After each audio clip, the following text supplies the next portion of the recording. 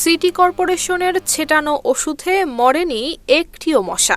নমুনা পরীক্ষায় এমন ফলাফলে হতাশ খোদ সিটি কর্পোরেশনের কর্মকর্তারা। ফলে মশার ওষুধ পরিবর্তনের জন্য ঠিকাদারকে ৩ দিনের সময় বেঁধে দিয়েছে খুলনা সিটি কর্পোরেশন।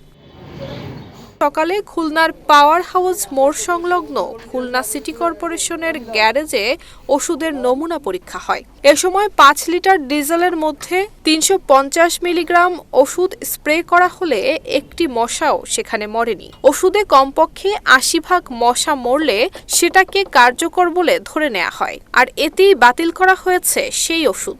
সবার একটা ধারণা যে আমরা ফগিং করব এবং ইসে দিয়ে মশাকে আপনার পাখির মতো মারবো, এটা কোয়াইট ইম্পসিবল, এটা সম্ভব না।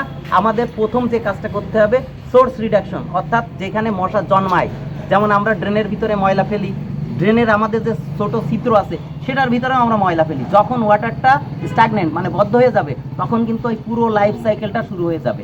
এটা যদি আমরা বন্ধ নাগরিকভাবে আমরা যদি সবাই সচেতন না হই, এটা কিন্তু যত ভালোই ওষুধ নেই আমরা কিন্তু একটা আলটিমেট গোলে যেতে পারবো না।